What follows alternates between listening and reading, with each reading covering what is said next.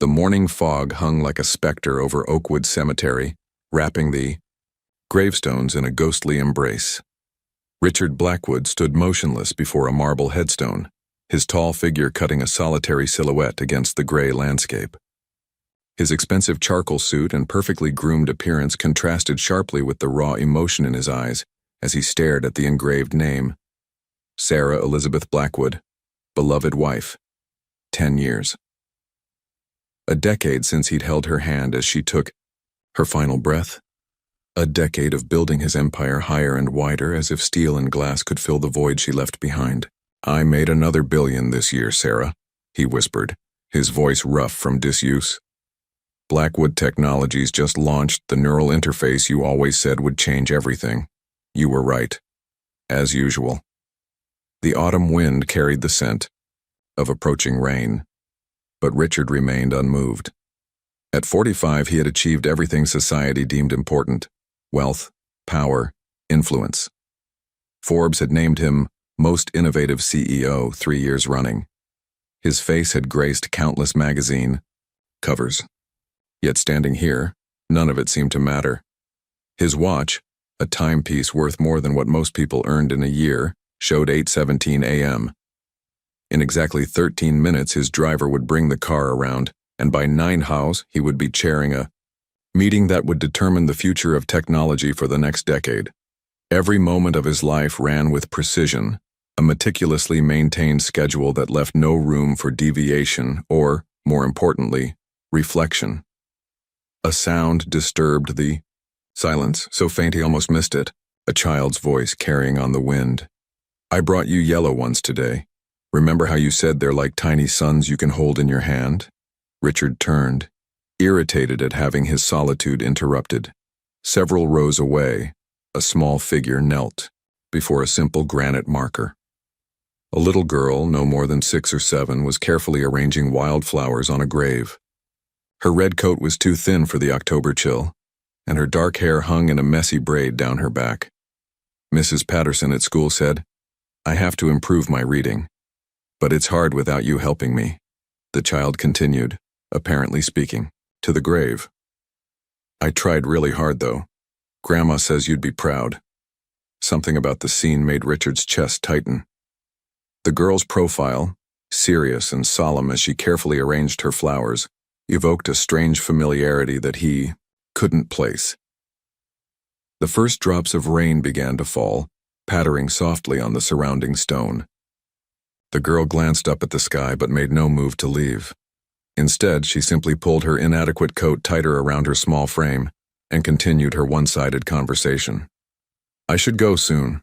Grandma doesn't know I came here before school. She works really hard, but she's always tired and coughing a lot. I try to help, but..." Richard checked his watch again. 8:22. His driver would be waiting. The meeting couldn't start without him, but Marcus Hayes, his potential Japanese investors, would be irritated by any delay. Billions rode on this meeting. Rain intensified, and Richard turned to leave, taking 2 steps toward the cemetery gates before stopping. The girl was still there, her small shoulders now hunched against the rain, her coat beginning to darken with moisture. She seemed determined to finish whatever ritual she had started, regardless of the weather. Something inside Richard, something long dormant, stirred uncomfortably. He had built his empire on calculated decisions, on never deviating from the optimal path. His board of directors often remarked that Richard Blackwood didn't make emotional decisions, yet his feet moved of their own accord, leading him away from the path to his waiting car and toward the kneeling child. By the time he reached her, rain was falling steadily, plastering her hair to her head. "You should get out of the rain," he said, his voice coming out more gruffly than intended. The girl looked up, startled. Her eyes were an unusual shade of amber, wide with surprise and a wariness that seemed too mature for her young face.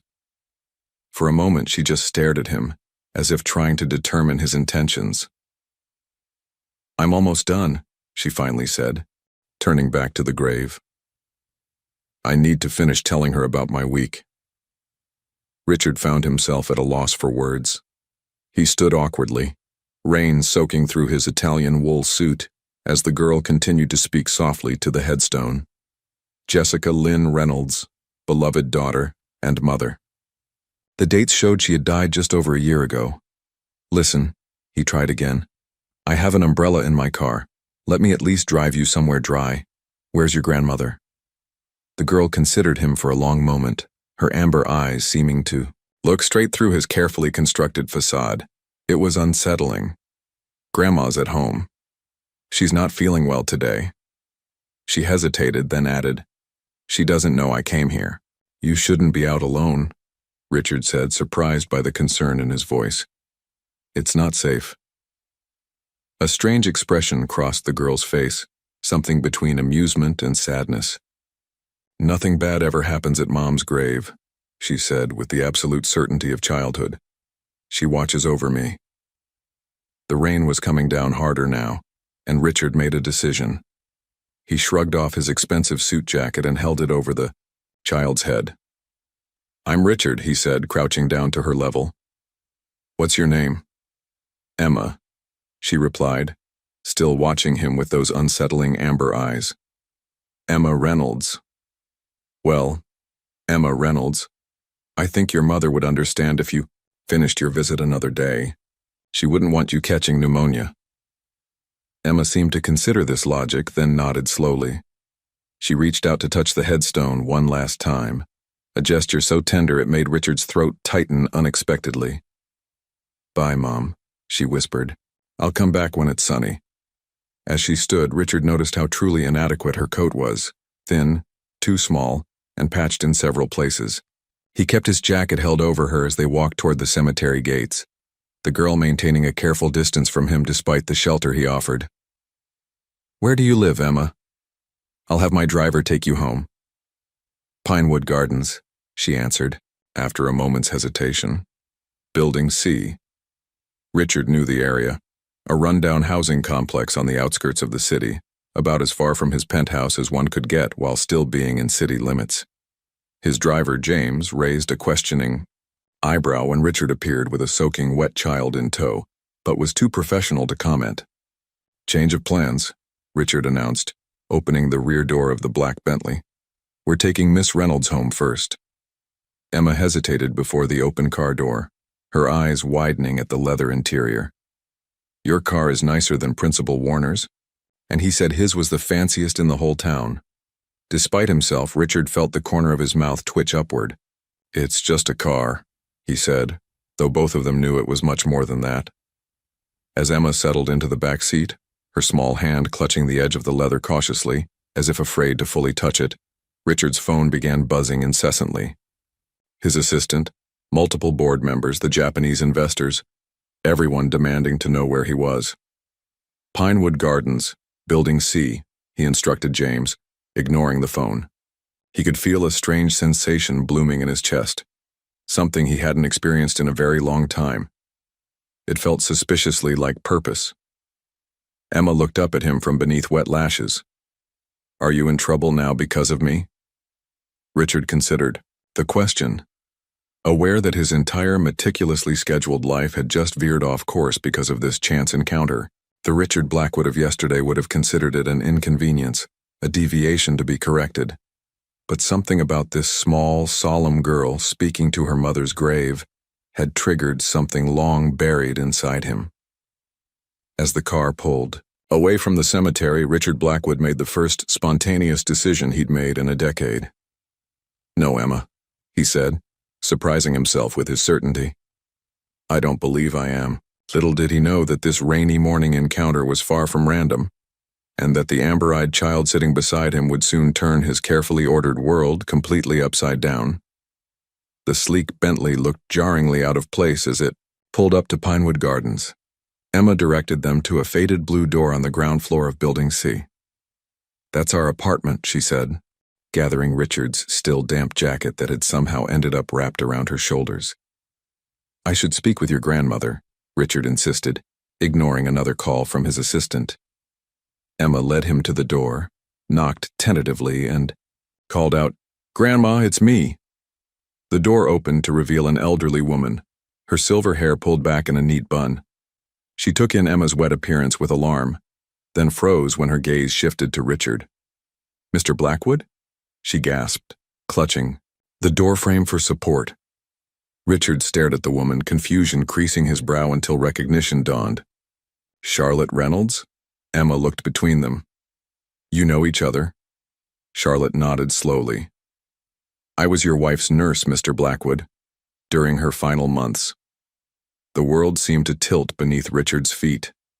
Of course, Charlotte had been Sarah's home hospice nurse when the cancer had progressed too far for hospital care, the kind-faced woman who had helped ease Sarah's pain, who had been there on that final day when Richard's world had collapsed. "Please come in," Charlotte said, ushering them inside. The apartment was small but impeccably clean.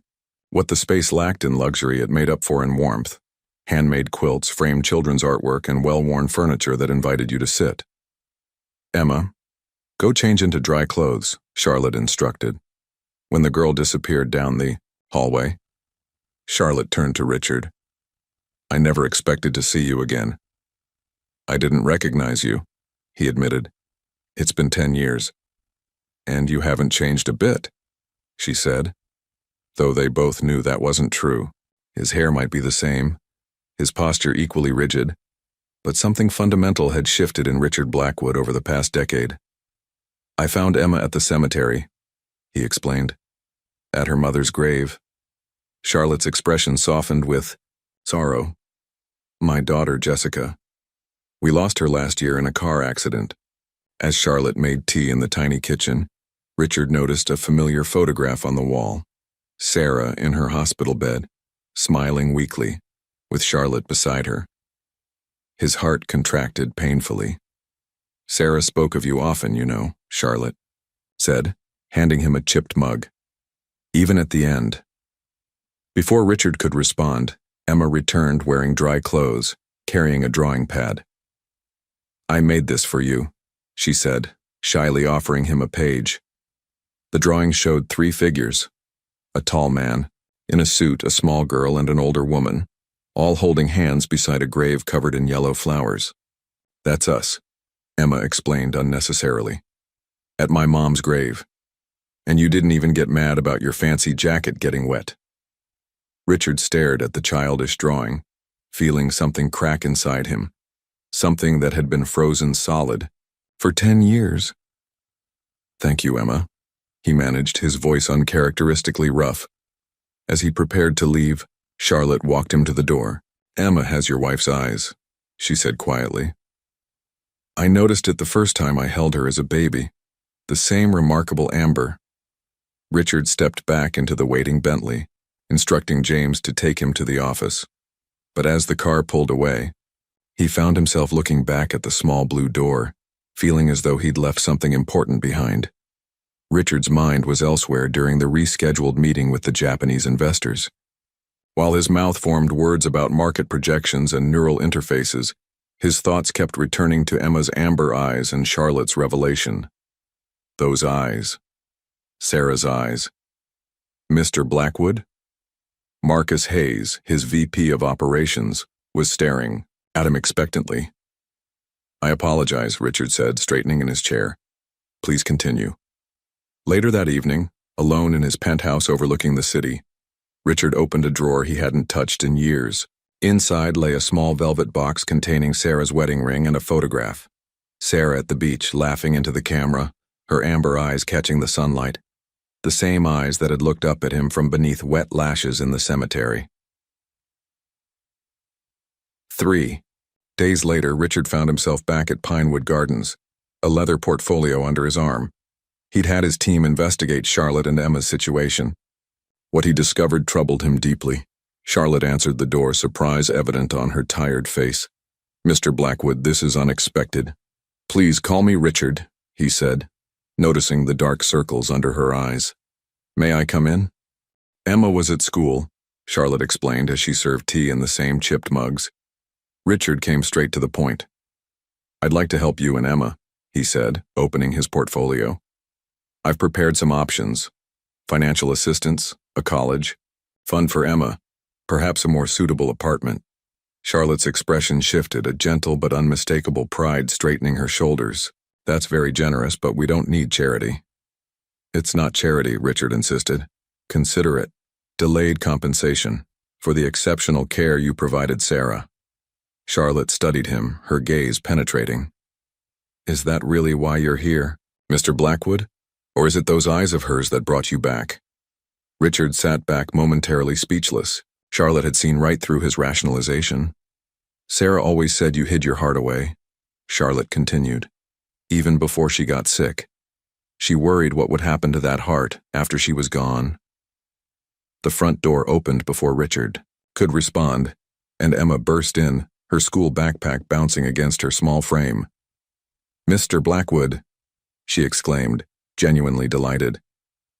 Did you come to see our home? I told Madison at school about your car, but she didn't believe me. Hello, Emma, Richard said, feeling that strange warmth again. How was school? We learned about butterflies. They start as something ugly and turn into something beautiful, she announced, dropping her backpack to rummage through it. Look, I drew one for you.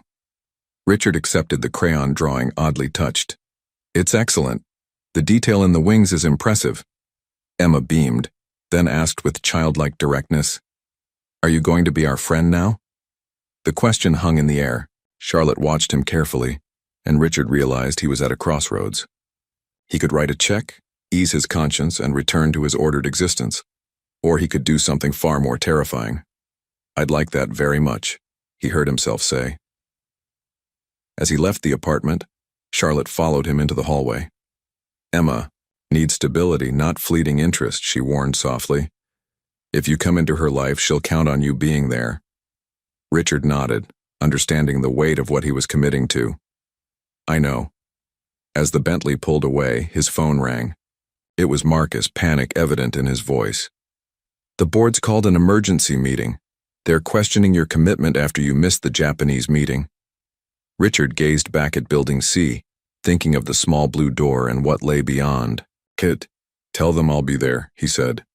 And Marcus? Clear my schedule for Sunday afternoons from now on. He had a standing appointment to keep with a little girl with amber eyes. Chapter 4. The Abandoned Place. Richard stood before the wrought iron gates of the Blackwood country estate, keys dangling from his fingers. Vines crawled up the stone pillars, and the once manicured gardens had surrendered to wilderness. He hadn't been here since Sarah's death. Sir, shall I wait? James asked from the Bentley. No, Richard replied. This might take a while. The key turned with resistance in the lock. Inside, furniture sat draped in white sheets like ghosts, dust particles dancing in the shafts of light that broke through the closed curtains. The air smelled of abandonment and faded memories.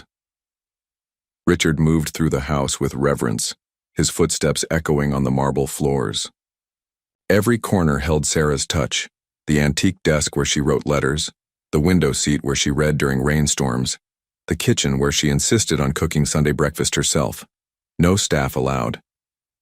He climbed the stairs to Sarah's study, a room he'd avoided even before her death as it became her sanctuary during her illness. The door creaked open to reveal walls lined with books and a large oak desk facing the window overlooking what had once been her rose garden.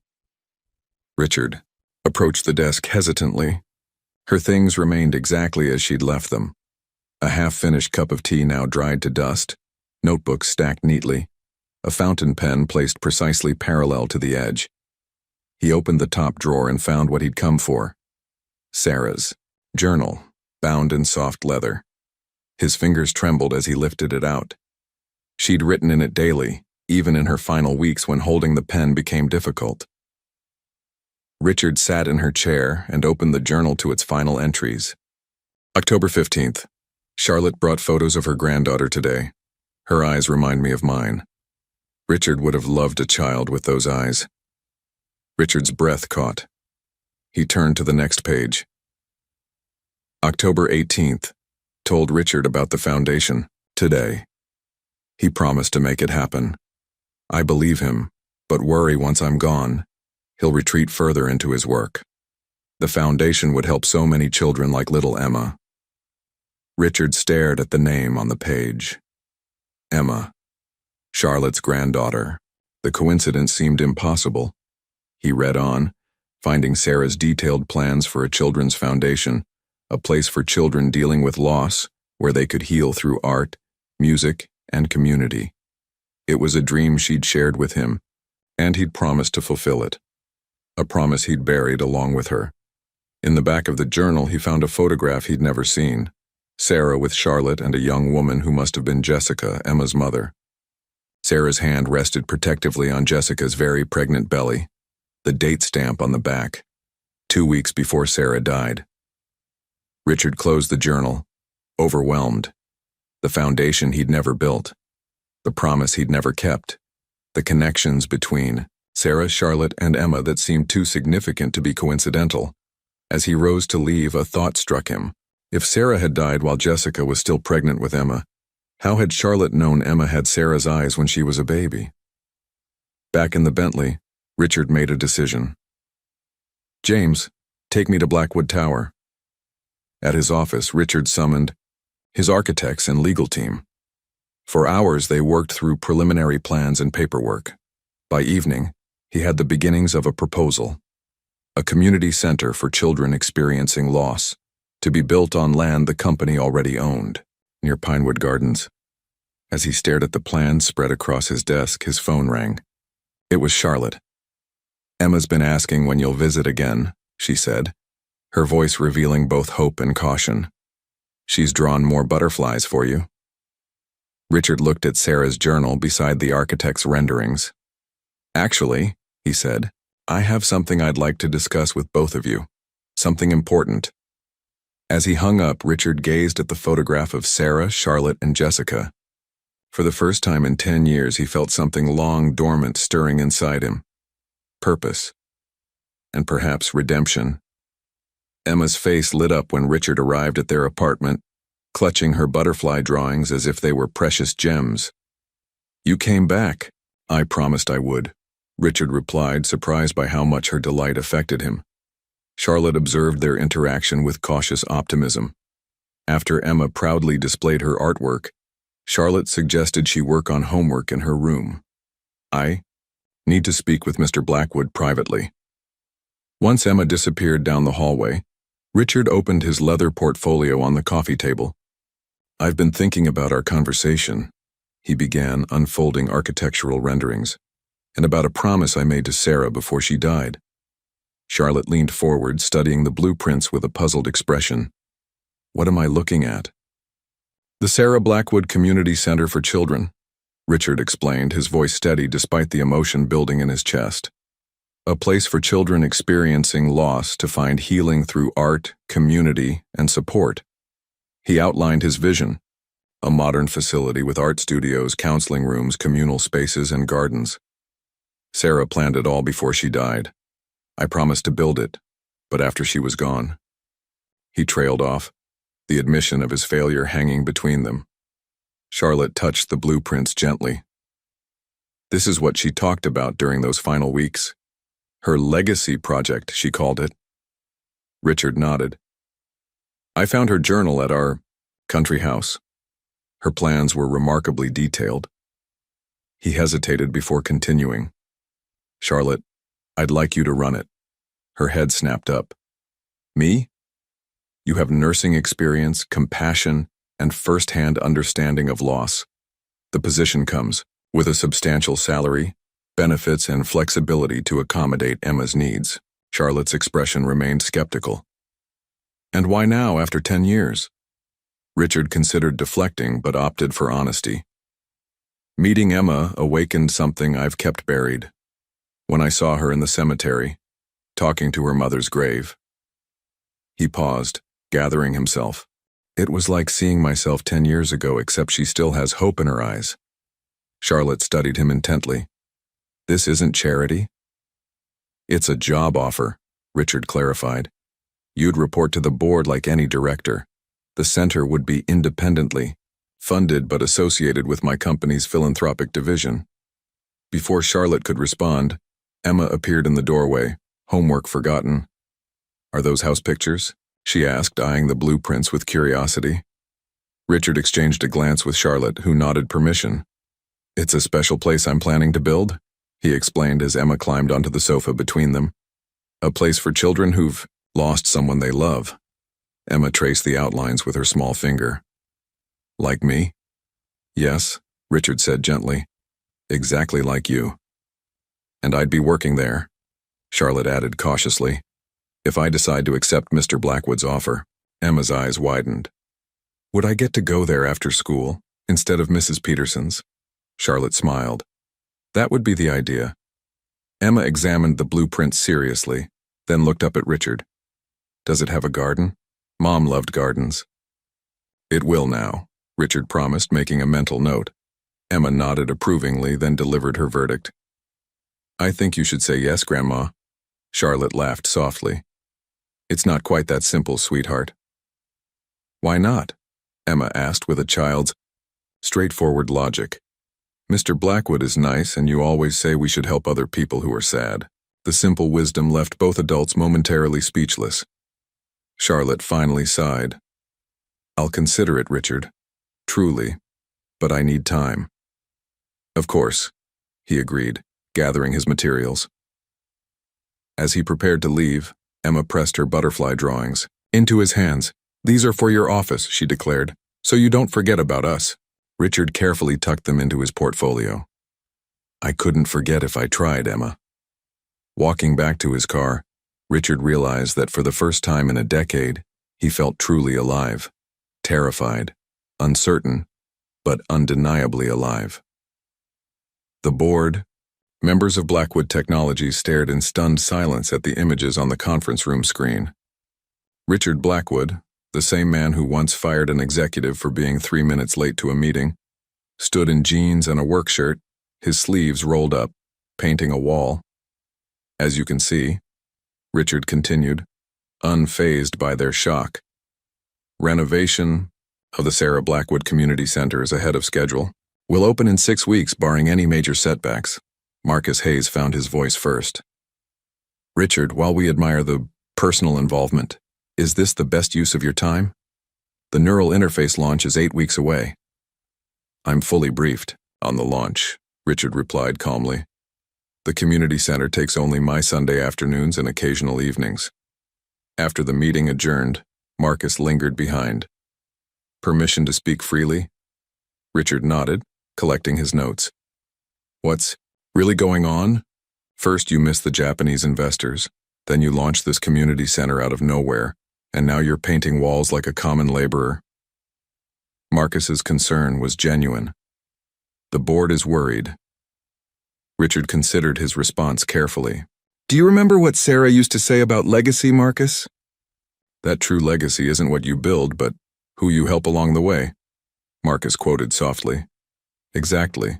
For 10 years, I've focused exclusively on the what. It's time I balanced the equation." Later that afternoon, Richard arrived at the construction site of the community center. What had been an abandoned warehouse 3 weeks ago was rapidly transforming. Workers moved efficiently through the space, erecting walls, installing wiring, and preparing plumbing. Charlotte had accepted his offer, though not without establishing clear boundaries. She insisted on maintaining her independence, refusing Richard's offer to relocate to a better apartment until she earned enough to afford it herself. "Mr. Blackwood," Emma's voice rang out across the site. She wore a child-sized hard hat and a paint-splattered apron, waving enthusiastically from a corner where she and Charlotte were organizing art supplies. Richard made his way over, nodding, to workers who had initially been intimidated by him but now offered friendly greetings. "We're painting the mural wall today," Emma announced, pointing to a large blank wall. "Miss Abigail said I could help design it." Abigail Chen, the art therapist Richard had hired on Charlotte's recommendation, smiled warmly. "Emma has quite the eye for color." "Is that so?" Richard asked, genuinely interested. "Come see." Emma grabbed his hand without hesitation, a gesture that still surprised him, and pulled him toward a table covered with sketches. "I think we should have a big tree and butterflies, lots of butterflies, and maybe the sky should change colors, like a rainbow but softer." Richard examined her, drawings with appropriate seriousness. These are excellent ideas. Very professional. Emma beamed at the praise. Want to help? I can teach you. Before he could respond, Charlotte approached, clipboard in hand. Emma, let Mr. Blackwood breathe. He probably has important meetings to get to. Actually, Richard said, checking his watch, my schedule is clear until tomorrow morning. Emma's face lit up. Then you can stay. I'll show you how to paint butterflies. For the next 3 hours, Richard Blackwood, CEO of a multi-billion-dollar corporation, sat cross-legged on the floor with Emma learning to paint butterflies. His technique was precise but lacked creativity, a fact Emma pointed out with brutal honesty. You're making them all the same, she observed, her nose wrinkling. Butterflies aren't supposed to match exactly. That's what makes them special. Richard studied his row of identical blue butterflies. You're right. What would you suggest? Close your eyes and feel the colors, Emma instructed seriously. That's what Mom used to say. Don't think about it so much. Charlotte, watching from across the room, couldn't suppress a smile at the sight of Richard Blackwood obediently closing his eyes, paintbrush in hand, being instructed by a 6-year-old. Later, as the sun began to set, casting long shadows through the windows, Charlotte brought Richard a cup of coffee. He sat back on his heels, surveying their progress. The mural was taking shape, a whimsical landscape with an enormous tree, countless butterflies of varying shapes and colors, and a sky that transitioned from dawn to dusk. She's good for you, Charlotte observed quietly, nodding toward Emma, who was carefully washing brushes with Abigail. I'm beginning to think Sarah orchestrated this somehow, Richard admitted, accepting the coffee. Finding Emma at the cemetery that day, it feels like more than coincidence. Charlotte's expression softened. Sarah always did play the long game. As Richard prepared to leave, Emma presented him with a small canvas. On it was a remarkably detailed butterfly, its wings a vibrant amber, the exact shade of her eyes. This one's special, she explained, for your office. So when people ask what it is, you can tell them about our center. Richard carefully placed the canvas in his car, handling it with more reverence than he showed the rare antiquities in his penthouse. On the drive home, he realized his hands were stained with paint, his expensive watch speckled with blue and purple dots. For the first time in memory, he didn't care about the imperfection. His phone chimed with a message from Charlotte. Emma says your butterflies need work, but she's willing to give you another lesson next Sunday. Richard found himself smiling as he typed his reply. I'll bring better snacks this time. The next morning, his executive assistant did a double take when Richard arrived with paint still embedded in his cuticles and a small canvas, butterfly prominently displayed on his desk. Richard stared at the numbers on his tablet, but they failed to hold his attention. Outside his floor-to-ceiling office windows, the city sprawled below, a landscape of steel and glass he'd helped shape. Yet his mind kept drifting to a partially painted mural and a little girl's laughter. Sir? His assistant, Diane, appeared at the door. The quarterly reports are ready for your review, and Mr. Hayes is asking about the Neuromatrix presentation for tomorrow's investors' call. Thank you, Diane. Could you also order a collection of children's art supplies? High quality, professional grade if possible. If Diane was surprised by the request, her professional demeanor betrayed nothing. Any specific items, sir?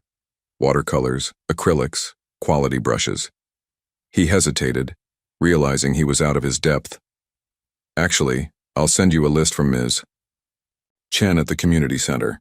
As Diane departed, Richard noticed Marcus hovering in the doorway. Concern etched across his features. Come in, Marcus, Richard sighed. I can practically hear you thinking. Marcus closed the door behind him. The board is questioning your focus, Richard. Henderson specifically mentioned you left yesterday's budget meeting early to, and I quote, paint butterflies with orphans. Emma is not an orphan, Richard corrected sharply.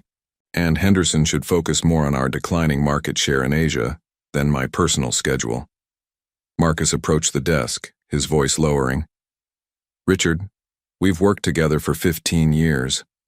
I've never seen you like this. The community, center, this girl and her grandmother.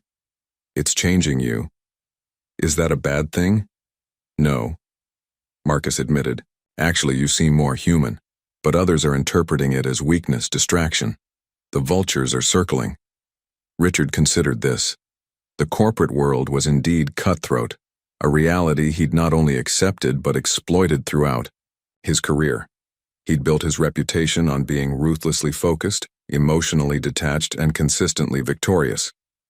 Let them circle, he finally said. The neural interface launch will quiet them down. Marcus didn't seem convinced. And if it doesn't? Richard's eyes drifted to Emma's butterfly canvas.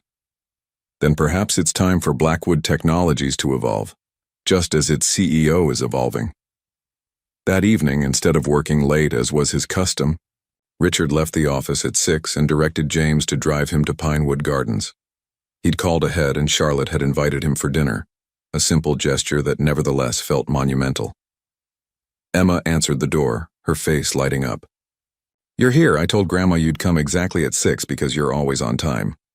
The apartment smelled of home cooking, a scent so foreign yet achingly familiar that Richard paused in the doorway, momentarily transported to childhood memories of his mother's kitchen before she'd left. "It's just chicken and vegetables," Charlotte said, misinterpreting his hesitation. "Nothing fancy." "It smells wonderful," Richard assured her, presenting a small gift bag to Emma. "I brought something for our art lessons." Emma peeked inside and gasped theatrically. "Real artist brushes like Miss Abigail uses." She threw her arms around Richard's waist in a spontaneous hug that left him momentarily frozen before he awkwardly patted her back. Dinner was a revelation. The three of them around the small table, Emma chattering about school, Charlotte sharing stories from her nursing days, and Richard finding himself talking about Sarah in a way he hadn't in years. Not with grief, but with fondness and even occasional laughter. "She once replaced all my dress socks with identical ones in bright purple," he recalled, smiling at the memory. "Said if I was going to be so predictable in my wardrobe, I should at least have colorful feet." After dinner, while Charlotte cleaned up despite Richard's offers to help, Emma showed him her school project, a family tree. "See, here's me and Grandma and Mom up in heaven," she explained, pointing to the crayon figures. "But I don't know what to put on this side." She indicated the paternal branch, conspicuously empty. "What about your father?" Richard asked carefully. Emma shrugged. "Mom said he wasn't ready to be a dad. Grandma says sometimes grown-ups make choices that hurt other people, even when they don't mean to." The wisdom in Charlotte's explanation struck Richard deeply. How many choices had he made that hurt others, all in pursuit of his own agenda? "Emma," Charlotte called from the kitchen. "Time to get ready for bed." After Emma reluctantly departed, Richard helped Charlotte with the dishes, an activity so domestic he couldn't recall the last time he'd engaged in it. "Thank you for including me tonight," he said quietly. Charlotte studied him. "You know, when Sarah was sick, she worried about you more than herself. She said you'd build walls so high no one would be able to reach you." Richard concentrated on drying a plate. "She wasn't wrong." "No, but she also believed someone would come along who could scale those walls." Charlotte smiled sadly. "I think she'd be pleased it was a 6-year-old with paint-stained fingers." Later, as James drove him back to his penthouse, Richard received a text from Henderson. "Emergency board meeting called for tomorrow morning. Topic: leadership concerns." Richard closed the message without responding. For the first time in his career, a corporate threat didn't fill him with strategic fury. Instead, he found himself thinking of Emma's family tree, with its empty spaces waiting to be filled. "James," he said suddenly, "change of plans for tomorrow. I'll need you to pick me up at 7 a.m., then collect Emma and Charlotte at 7:30. "Sir?" "The board wants to discuss leadership," Richard replied, a new resolve forming. "I think it's time they see exactly what leadership looks like." The evening air held the first real chill of autumn as Richard stood on the rooftop garden of the nearly completed community center. Below him, the city lights twinkled like earthbound stars, while above, the real ones struggled to shine through urban light pollution. In 5 days, the Sarah Blackwood Community Center would officially open. Earlier that morning, the board meeting had been unexpected. Instead of defending himself, Richard had brought Emma, Charlotte, and the entire community center team to Blackwood Tower. He'd given the board a presentation they hadn't anticipated, not about profit margins or market share, but about legacy, community impact, and the neural interface technology's potential applications for children with trauma. Emma had stolen the show, confidently explaining to a room full of stern executives how art helped her feel less sad about Mom being in heaven. By the end, even Henderson had softened, awkwardly accepting Emma's gift of a hand-painted butterfly pin for his lapel. "There you are." Charlotte's voice interrupted his thoughts as she stepped onto the rooftop. "Emma's helping Ms. Chen arrange the art room. That child has opinions about everything." Richard smiled. "She comes by it honestly." Charlotte joined him at the railing, wrapping her cardigan tighter against the evening breeze. "Tomorrow's the final inspection. Nervous?" "Strangely, no," Richard admitted. "The neural interface launch next month has billions riding on it, yet I'm more invested in this center being perfect." Charlotte studied him with that penetrating gaze that always made Richard feel transparent. "It doesn't need to be perfect. It just needs to help children heal." Richard nodded, acknowledging the wisdom in her words. After a comfortable silence, he said, "I've been thinking about setting up a scholarship fund in Sarah's name for the children here, something to help with college when the time comes." "That's a wonderful idea," Charlotte agreed. Then, more hesitantly, "Richard, there's something I should tell you. I'm not sure I'm the right person to run this center." Richard turned to face her fully. "What do you mean? You're perfect for this role." Charlotte's hands fidgeted with her cardigan. "I'm 67 years old. My energy isn't what it used to be, and sometimes—" She paused. "Sometimes I get so tired I can barely climb the stairs to our apartment." Concern furrowed Richard's brow. "Have you seen a doctor?" "I can't afford the specialist copays," she admitted, "and I've been putting it off because of Emma. She's already lost so much." Before Richard could respond, the rooftop door burst open, and Emma bounded through, her face alight with excitement. "Grandma, Mr. Richard, come see what we did in the art room. We arranged all the supplies by color instead of type because it looks prettier that way, and Miss Chen said it's more creative." She pronounced the word carefully, clearly proud of this new addition to her vocabulary. "We'll be right there, sweetheart," Charlotte assured her with a smile that masked her previous concern. As Emma disappeared back through the door, Richard placed a gentle hand on Charlotte's shoulder. "First thing tomorrow, I'm having my personal physician see you. No arguments," he added when she began to protest. "Consider it a workplace benefit." Charlotte sighed but nodded. "Emma can't lose another person, Richard." "She won't," he promised, though they both knew it wasn't a promise anyone could truly keep. They found Emma in the art room, proudly showing Ms. Chen how to organize paintbrushes by size. The room was a riot of color, with student artwork already adorning the walls and supplies meticulously arranged on open shelving. "What do you think?" Emma demanded, spinning in a circle with her arms outstretched. "Isn't it the most beautiful room ever?" Richard took in the space, not with the critical eye of a CEO evaluating an investment, but through the perspective Emma had given him. The joy in the colors, the potential in each blank canvas, the healing that might happen within these walls. "It's perfect," he said honestly. Later, as they prepared to leave, Emma suddenly grabbed Richard's hand. "You'll be here for the opening, right? Promise you won't have an important meeting or something?"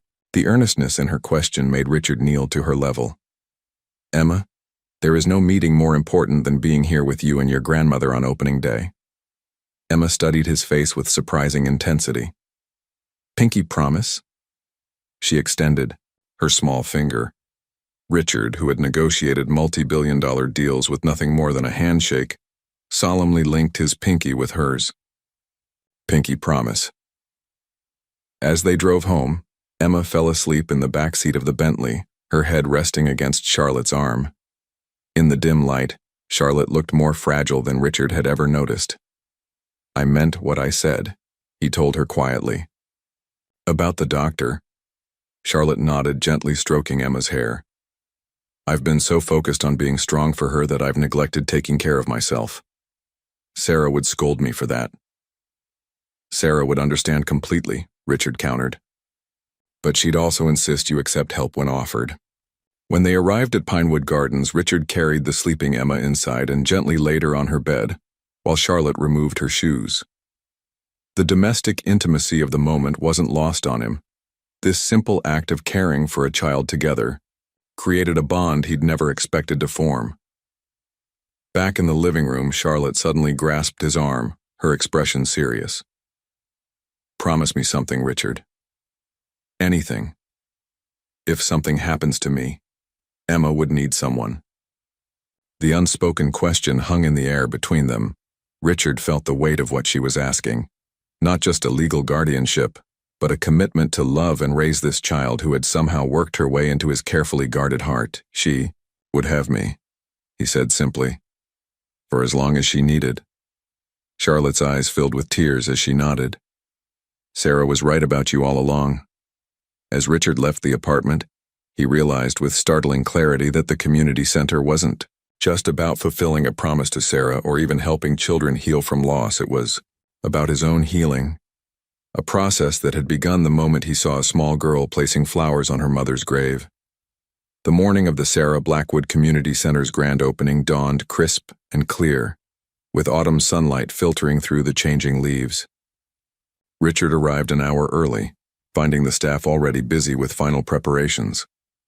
Abigail Chen was arranging art supplies, the newly hired counselors were reviewing their materials, and volunteers placed refreshments on tables adorned with Emma's handmade centerpieces. Richard stood in the main hall taking it all in. The space had transformed from an abandoned warehouse into something warm and welcoming. Children's artwork decorated the walls.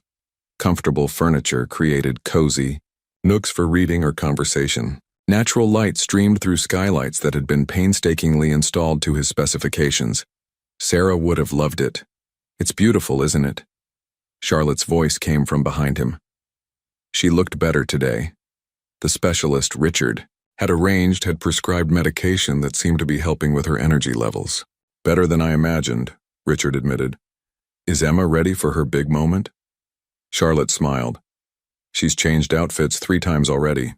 You'd think she was accepting an Oscar instead of cutting a ribbon. As if summoned by her name, Emma burst through the front doors wearing a blue dress with butterflies embroidered on the collar, a gift from Richard for the occasion. Mr. Richard, do you like my dress? Is it fancy enough?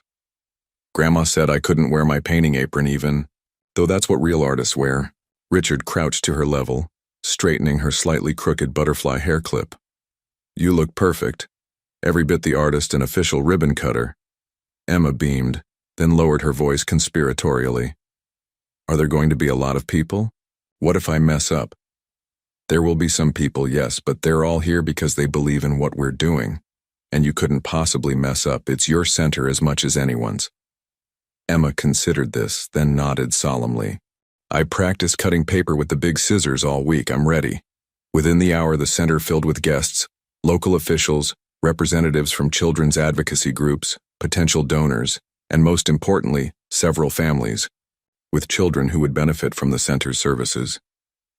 Richard, who normally detested public speaking that wasn't directly related to business, found himself addressing the crowd with unexpected ease. 10 years ago, my wife Sarah had a vision, a place where children experiencing loss could find community, creative expression, and healing. Today, that vision becomes reality, not because of corporate funding or strategic planning, but because of the inspiration of 2 remarkable people. He gestured toward Charlotte and Emma, who stood nearby. Charlotte Reynolds, whose compassion and wisdom guide everything we do here, and Emma Reynolds, who taught me that sometimes the smallest hands can build the biggest bridges. Emma, standing proudly next to her grandmother, whispered loudly enough for those nearby to hear, "That's me. I'm the bridge builder." Gentle laughter rippled through the crowd. After the speeches and the ceremonial ribbon cutting, which Emma executed perfectly, the guests mingled and toured the facility. Richard found himself in conversation with the mayor when Marcus approached, looking uncharacteristically anxious. "Richard, a moment, please." Marcus led him to a quiet corner. Henderson called. "There's a situation with the neural interface. The Japanese team found a critical flaw in the programming. They're saying we'll need to delay the launch by at least 3 months. 3 months ago, this news would have sent Richard into crisis mode.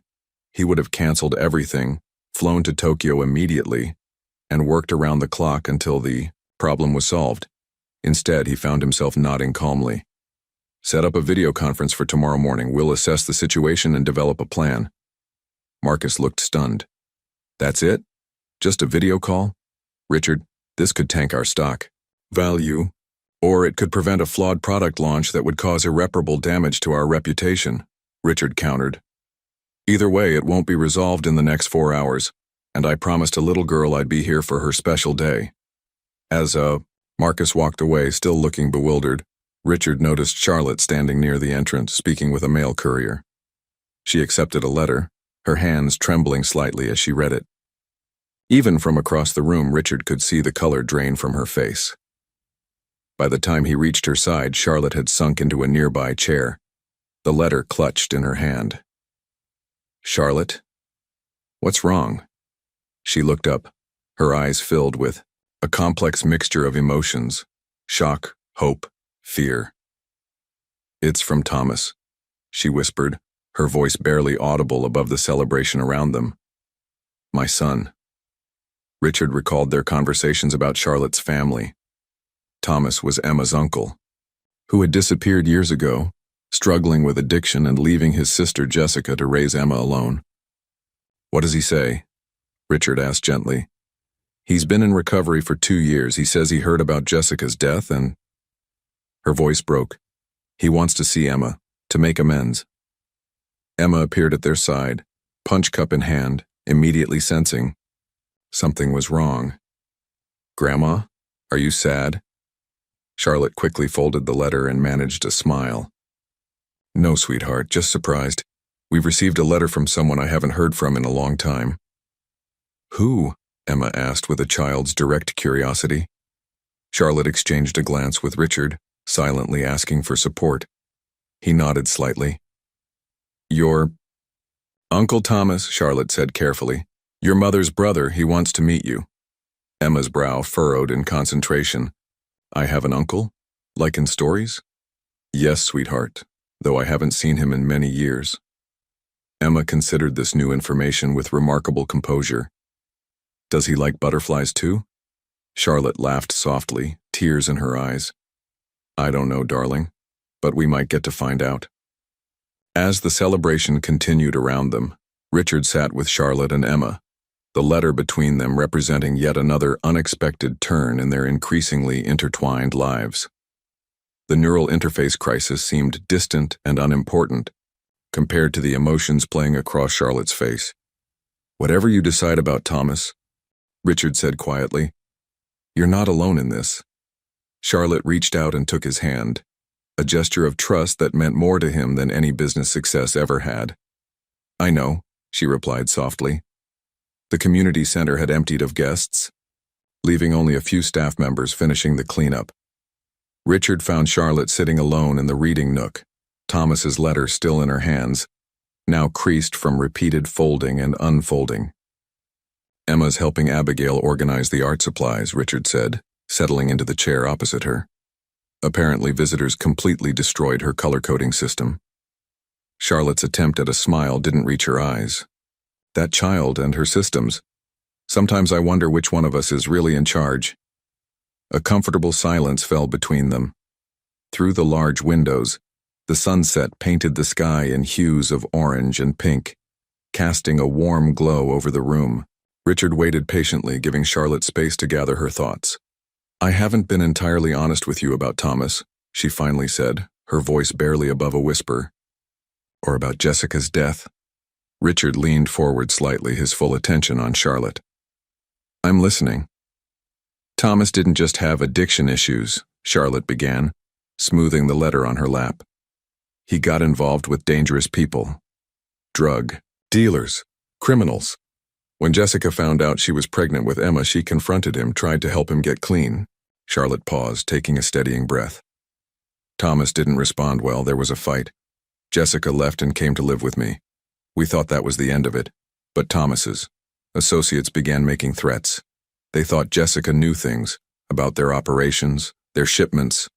Richard's expression darkened as he began to understand where this story was heading. The car accident that killed her?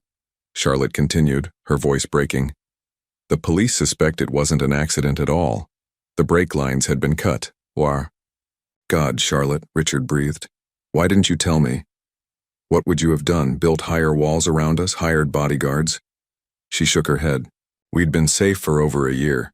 Jessica was just a loose end to them, and once she was gone. She couldn't finish the sentence.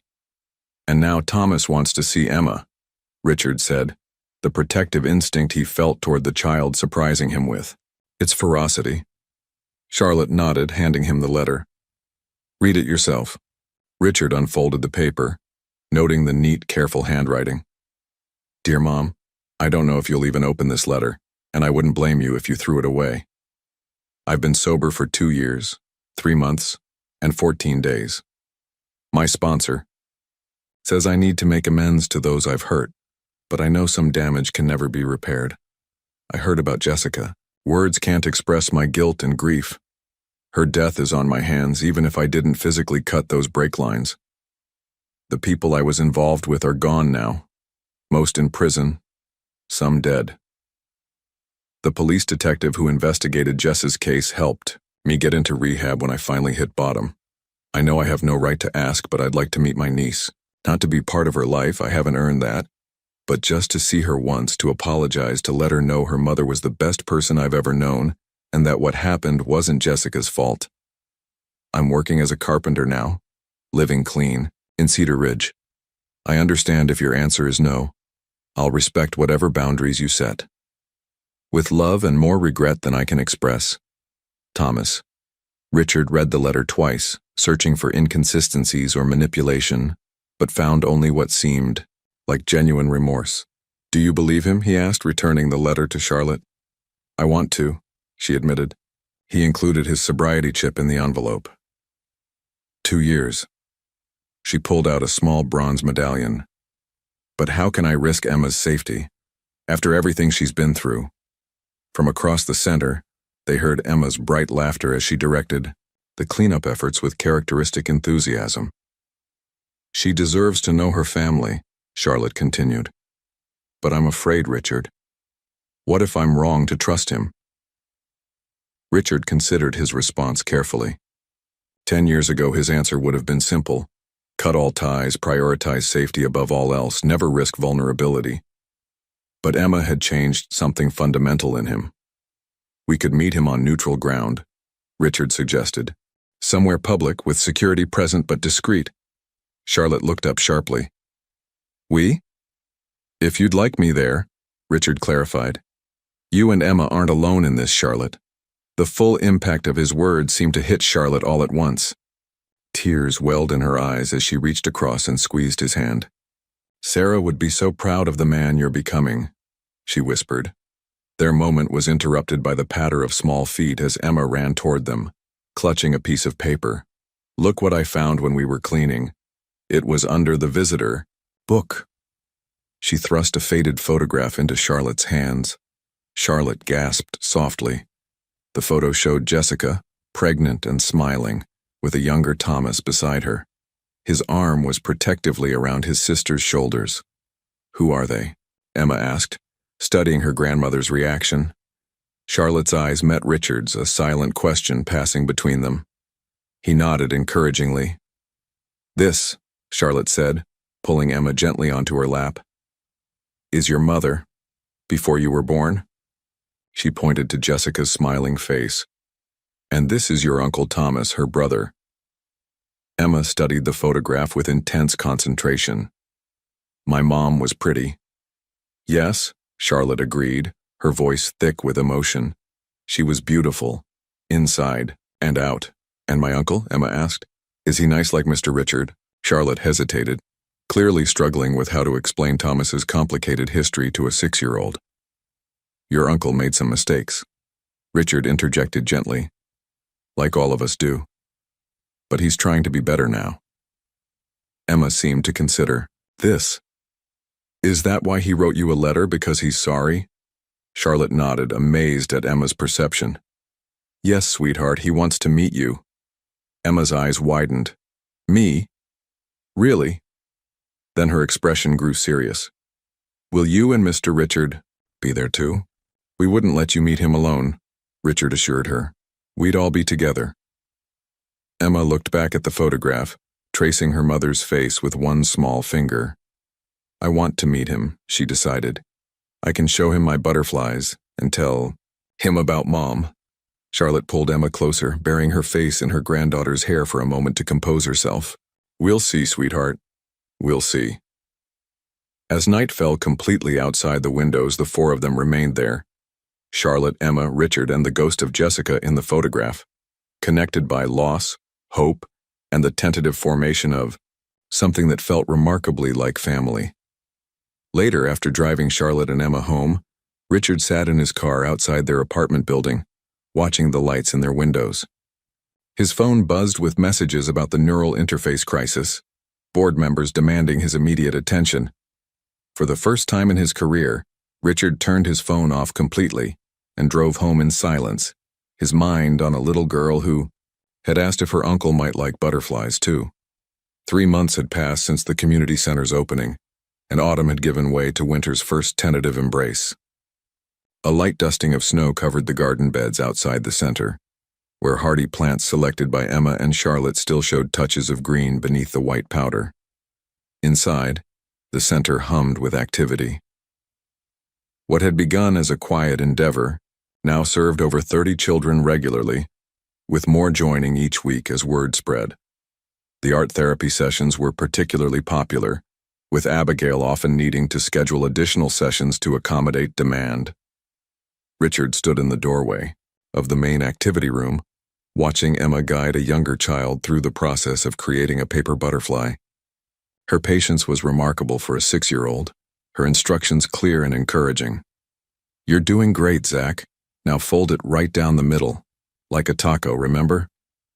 The boy, no more than 4 and still struggling with the loss of his father, followed her instructions with intense concentration. When the butterfly took shape, his face lit up with pride. I did it, Emma. Look, it's blue like my dad's favorite color. It's perfect, Emma assured him. Now we can hang it on the memory wall. The memory wall had been Emma's idea, a place where children could display art representing loved ones they'd lost. What had started as a few tentative offerings had grown into a vibrant, colorful tapestry of remembrance and healing. Charlotte approached Richard, clipboard in hand. The board approved the expansion funding, she said, smiling. We can start converting the East Wing after the holidays. Richard nodded, distracted by the scene before him. She's remarkable with them. Emma. Charlotte followed his gaze. Yes. She has a gift for connecting with the other children. They trust her because she understands their loss in a way adults simply can't. The meeting with Thomas had happened 2 weeks after the center opened. A careful, emotional reunion at a local restaurant. Richard had arranged for discreet security, but it proved unnecessary. Thomas was exactly what his letter had suggested, a man carrying immense guilt, seeking not forgiveness, but simply a chance to honor his sister's memory by meeting her daughter. Emma, with the resilience of childhood, had accepted her uncle with surprising ease. He has Mom's smile, she'd observed quietly to Richard afterward. Since then, Thomas had visited twice more, each time bringing a small, thoughtful gift, a handcrafted wooden butterfly box, a children's book about healing. The neural interface crisis had indeed impacted Blackwood Technologies' stock, but Richard's measured, careful approach to the problem had ultimately earned him respect from the board. The product launch was now rescheduled for spring, with improvements that would make it even more groundbreaking. Richard? Charlotte's voice pulled him from his thoughts. The Holiday Program Planning Committee is meeting in 10 minutes. Are you joining us? Wouldn't miss it, he assured her, checking his watch. A simple timepiece that had replaced his ostentatious luxury model. These days, Richard measured time differently, not in profit margins or quarterly reports, but in Emma's milestones, in moments of connection, in small victories at the center. The holiday program was to be the center's first major event since opening. The children would perform songs, display artwork, and share stories of their healing journeys. Parents, donors, and community members would be invited to witness the impact of the center firsthand. In the meeting room, Richard took his seat beside Charlotte at the round table, a deliberate choice to avoid the hierarchy of his corporate boardroom. Emma sat on his other side, officially serving as junior committee member and taking her responsibilities very seriously. "I think we should start with the butterfly song," she announced as the meeting began, "because butterflies are about changing, and that's what we're all doing here." Abigail smiled. "That's a wonderful suggestion, Emma, and perhaps we could display the memory wall creations as an art installation for guests to experience." As the committee discussed logistics, Richard found himself fully engaged. He contributed ideas about lighting, space utilization, and technical considerations with the same focus he once reserved exclusively for billion-dollar deals. After the meeting, as everyone dispersed to their respective tasks, Emma tugged on Richard's sleeve. "Mr. Richard, can you come see something? I made it in art time." She led him to the art room and proudly presented a framed collage. It featured photographs of the center's opening, pressed flowers from the garden, and at its center, a family portrait drawn in Emma's distinctive style. The figures were unmistakable: Charlotte with her silver bun, Emma with her butterfly hair clip, and Richard in what appeared to be his painting clothes, jeans and a button-down with rolled sleeves. "It's for your office," Emma explained. "So, you remember us when you're doing your important business stuff?" Richard crouched to examine the artwork more closely, touched beyond words. "Emma, this is beautiful, but I don't need a reminder to think of you and your grandmother. You're always in my thoughts." Emma beamed, then grew serious. "Grandma says you're like family now, are you?" "Like family?" The question caught Richard off guard, its simplicity belying its profound implications. He considered his response carefully. "I'd like to be," he said finally. "If that's what you and your grandmother want." Emma's response was immediate and definitive. "We do. Grandma smiles more when you're around. And you need us too because you were lonely before." The perceptiveness of her observation struck Richard deeply. He had been lonely, profoundly so. Though, he'd buried that awareness beneath work and achievement. "You're right," he admitted. "I was lonely. Not anymore, though." Emma nodded, satisfied with his answer. "Good, because we're having spaghetti for dinner tonight and Grandma says you're coming over. I'm helping make the sauce." As they walked hand in hand toward the center's entrance where Charlotte waited, Richard realized that somewhere along the way, his carefully structured visits had evolved into something organic and natural. Sunday dinners, weeknight homework help, Saturday mornings in the center's garden. A routine built not around obligation but connection. Outside, the snow had begun falling again, soft flakes drifting lazily in the winter light. Emma skipped ahead to Charlotte, chattering excitedly about the holiday program plans. Richard watched them, struck by the certainty that this, not the empire he'd built, not the accolades he'd accumulated, was what Sarah had always wanted for him: a family, a purpose, a heart unguarded enough to love again. Richard sat in his office at Blackwood Tower, reviewing the final modifications to the neural interface. The launch was only weeks away, and the improvements had made the technology even more revolutionary than originally designed. His intercom buzzed. "Mr. Blackwood, Emma Reynolds is on line 1. She says it's important." Richard smiled, setting aside the technical documents immediately.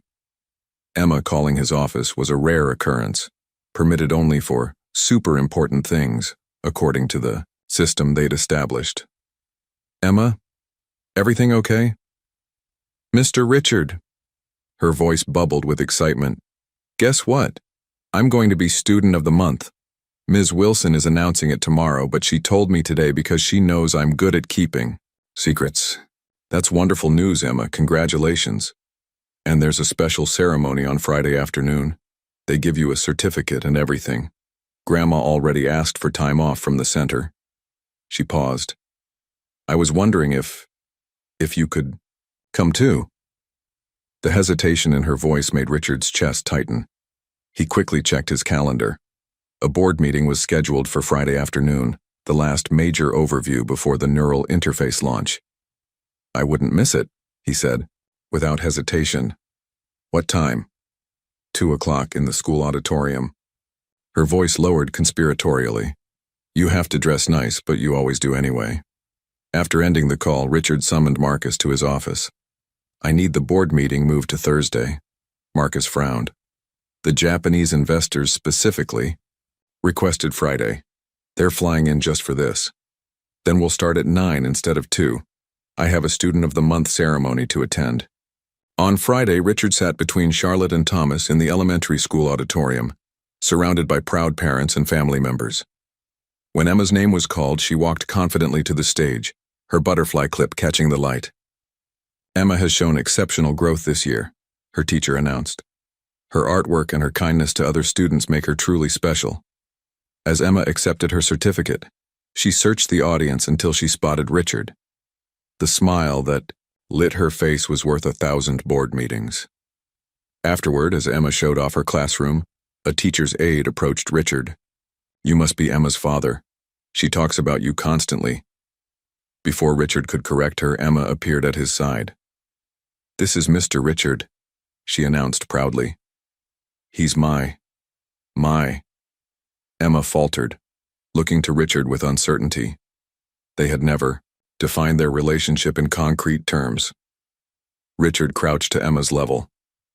I'm family, he said simply, looking into those amber eyes so reminiscent of Sarah's. Emma's face brightened. Yes, he's my family.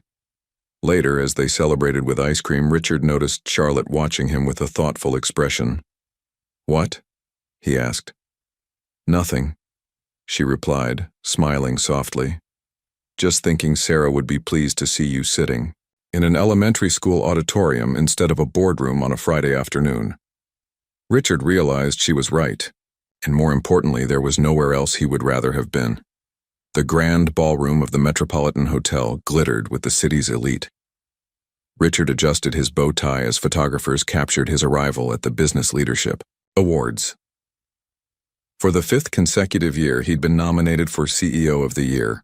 Across the room, Marcus waved him over to a table where board members and key investors waited. The neural interface had launched 3 weeks ago to unprecedented acclaim, sending Blackwood Technologies stock to record highs. Tonight's your night, Henderson predicted, clapping Richard on the shoulder. The competition doesn't stand a chance. Richard nodded politely, but his thoughts drifted to Emma's science project he'd promised to help with tomorrow. He checked his watch. The ceremony would run late, but he'd still have time to review her presentation before bed. When his category was announced, the room hushed. The presenter listed Richard's accomplishments. The neural interface breakthrough, expanded Asian markets, 30% revenue growth. His victory seemed inevitable, and the award goes to Richard Blackwood, Blackwood Technologies. Applause erupted as Richard approached the podium. Camera flashes illuminated his path. He placed the crystal trophy on the lectern and surveyed the audience, powerful figures who had once been the sole focus of his ambition. Thank you for this honor, he began, deviating from his prepared remarks. 10 years ago, my late wife Sarah told me something I wasn't ready to hear. She said true legacy isn't measured in market share or technological breakthroughs. Richard paused, fingers brushing the award. 6 months ago, I met a little girl placing flowers on her mother's grave. She taught me what Sarah meant about legacy. Through Emma Reynolds, I discovered that our most meaningful achievements are measured in lives touched, not fortunes amassed. The audience shifted uncomfortably at this departure from typical acceptance speech territory. The Sarah Blackwood Community Center has helped over 50 children process grief through art and community. It's small compared to our corporate ventures, but infinitely more valuable. Richard's voice grew stronger. I stand before you tonight not just as a CEO, but as someone learning that success has many definitions.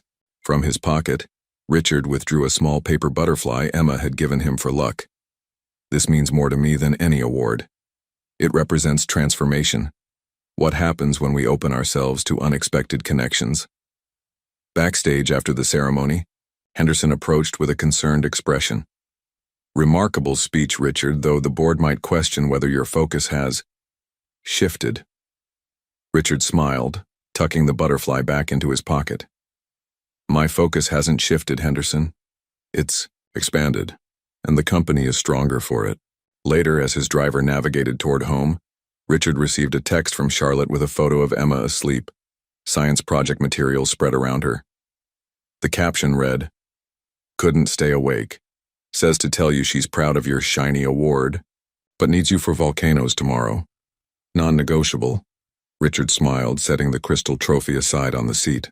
The recognition that truly mattered waited for him in a small apartment with butterfly decorations and a science project that couldn't wait.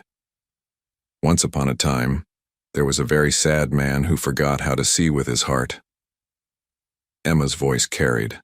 Across the community center's main hall, where families had gathered for the center's Stories of Healing event. Seated in the front row, Richard watched with pride as Emma confidently stood at the small podium, her illustrated storybook projected on the screen behind her. He worked in a tall building with glass windows, but he never looked outside at the people. Emma continued, flipping to the next page showing her crayon rendering of Blackwood Tower. He was very good at making money and inventing things, but he didn't have any friends or family to share it with. Charlotte sat beside Richard, her eyes glistening with unshed tears. Thomas stood at the back of the room, a video camera in hand, capturing his niece's moment. Then one day, when it was raining, the man met a little girl who was talking to her mommy in heaven. Emma turned the page to show a surprisingly detailed depiction of their cemetery meeting. The girl was sad too, but she still knew how to see with her heart. Richard felt a lump forming in his throat as Emma continued her story, chronicling their journey together through simply worded insights that cut straight to the truth. The audience listened in rapt attention as this 6-year-old distilled complex emotional transformations into a narrative even the youngest children could understand. The man learned that helping others made the sad feelings smaller, Emma explained, showing a vibrant illustration of the community center. And the girl learned that even when people go to heaven, new people can come into your heart if you leave the door open. Abigail Chen, sitting nearby, discreetly passed Richard a tissue. He hadn't even realized he needed one. They made a new family, Emma said, reaching the final page where 3 figures stood hand in hand under a rainbow of butterflies. Not the kind you're born with, but the kind you find when you're brave enough to see with your heart again. Emma closed her book with a solemn nod. The end. The applause was immediate and heartfelt. Parents wiped away tears, children clapped, enthusiastically, and Richard found himself momentarily unable to move, overwhelmed by the simple wisdom in Emma's storytelling. As Emma returned to her seat between Richard and Charlotte, she whispered, "Did I do good?" Richard found his voice at last. "You did amazing, Emma. That was the most beautiful story I've ever heard." "It's our story," she replied matter-of-factly. "I wanted everyone to know it has a happy ending." Later, as families mingled over refreshments, a reporter covering the event for the local newspaper approached Richard. "Mr. Blackwood, I'd like to ask about your involvement with the center. It seems quite a departure from your usual corporate focus." Richard watched Emma across the room, helping younger children create butterfly decorations. "Not a departure," he corrected gently. "An evolution. Sometimes it takes a child to remind us what truly matters." The reporter nodded toward Emma. "And the little girl from the story? She's quite remarkable." Richard smiled, a genuine expression that had become increasingly natural over the months. "Yes, she is. She taught this old businessman how to see with his heart again." Spring had returned to the city, bringing with it renewal that seemed fitting for what Richard now considered the anniversary of his own rebirth. Almost exactly 1 year had passed since he'd encountered Emma in the cemetery, since his carefully ordered world had been beautifully disrupted. The community center garden bloomed with flowers planted by the children, Emma's butterfly garden, taking center stage with its riot of colors designed to attract the delicate creatures. On this particular Sunday morning, Richard knelt in the soil beside Emma, helping her transplant seedlings she had started in the center's small greenhouse. Careful with the roots, Emma instructed seriously. They're like veins. If you break them, the plant can't get its food. Richard followed her expert guidance, amazed at how much knowledge she had absorbed from the gardening program. You're becoming quite the botanist, he observed. Emma considered this new word. Is that like a plant doctor? Something like that. He smiled. Charlotte watched from a nearby bench, her health much improved after months of proper medical care. Beside her sat Thomas, who had become a steady presence in their lives, joining them for Sunday dinners, helping with renovations. At the center, slowly rebuilding his relationship with his mother and establishing one with his niece. Richard, Charlotte called, checking her watch. It's nearly time. He nodded, helping Emma clean her hands with the gardening wipes they kept nearby. Today was significant, the anniversary of Sarah's death, which coincided with their planned visit to the cemetery. For the first time, they would visit both Sarah's grave and Jessica's together. As they gathered their things, a center volunteer approached with a message. A visitor had arrived asking specifically for Richard. Curious, he excused himself and headed to the main entrance. The woman waiting in the lobby was unfamiliar, middle-aged with kind eyes and a hesitant smile. She clutched a large envelope to her chest. Mr. Blackwood, I'm Patricia Winters, Jessica, Reynolds' former roommate. Richard's interest was immediately piqued. Please call me Richard, how can I help you? I've been overseas for the past 2 years, she explained. I only recently learned about Jessica's passing. When I was cleaning out some old storage, I found something I think Emma should have. She opened the envelope and removed a small journal with a butterfly embossed on its cover. Jessica kept this during her pregnancy. She wrote letters to Emma, things she hoped to tell her someday. There are also some photographs I thought the family might want. Richard accepted the journal with careful hands. This is incredibly precious. Thank you for bringing it. Patricia hesitated. There's something else you should know. Jessica mentioned Sarah Blackwood in her journal. Apparently, they formed a connection during Sarah's final days at the hospital. Richard's breath caught. What kind of connection? Jessica was volunteering in the oncology ward when your wife was a patient. According to the journal, they spoke often. Sarah told her about your work, her dreams for the foundation. Patricia smiled softly. Jessica wrote that Sarah made her promise to keep an eye on you after she was gone. The pieces suddenly aligned in Richard's mind, the coincidences that had never truly been coincidences. Jessica had known who he was that day in the cemetery. Perhaps she had even visited Sarah's grave herself, bringing Emma along. Thank you, Richard said, his voice thick with emotion.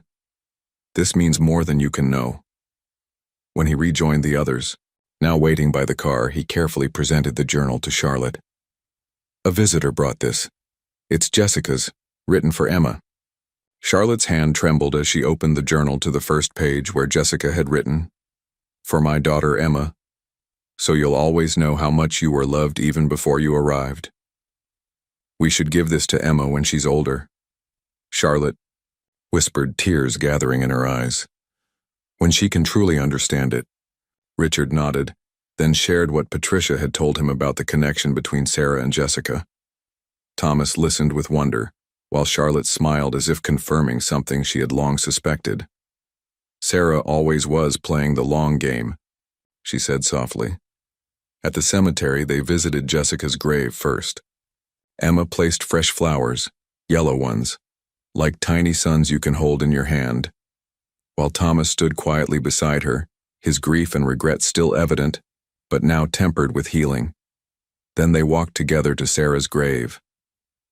It was Richard's first visit since that fateful rainy morning a year ago. Emma held his hand tightly as they approached. This is where we first met, Emma said, looking up at him with those remarkable amber eyes. I remember you looked sad and scared, but you still stopped to help me. Richard knelt beside the headstone, tracing Sarah's name with gentle fingers. "I think she sent you to me," he said quietly, "to remind me how to live again." Emma considered this with solemn gravity.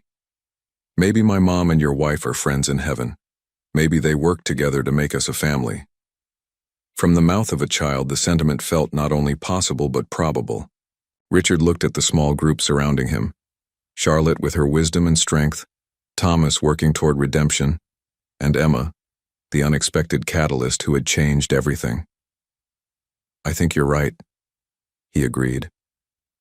As they stood together, in the gentle spring sunshine, Richard felt a sense of completion. The void that had consumed him for 10 years was filled not with achievement or accolades, but with the love of this unlikely family that had formed around him. Later, as they planted memorial flowers at both graves, Emma worked with focused determination, patting the soil firmly around each stem. "Mr. Richard," she said suddenly, looking up at him, "I've been thinking." "About what?" he asked, recognizing the expression that usually preceded one of her profound observations. "Since we're a family now, maybe you could just be Richard instead of Mr. Richard, or—" She hesitated, suddenly shy. "Maybe something else if you want." Richard felt his heart expand in his chest, understanding the significance of what she was asking. He looked to Charlotte, who nodded almost imperceptibly, her eyes shining with approval. "I would be honored," he said, his voice steady despite the emotion threatening to overwhelm him. "Whatever you decide to call me, I'll always be here for you, Emma. Always."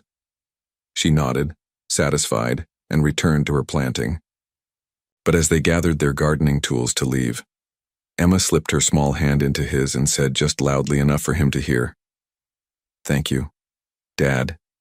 And in that moment, standing between the graves of two women who had shaped his fate in ways he was only beginning to understand, Richard Blackwood finally came home.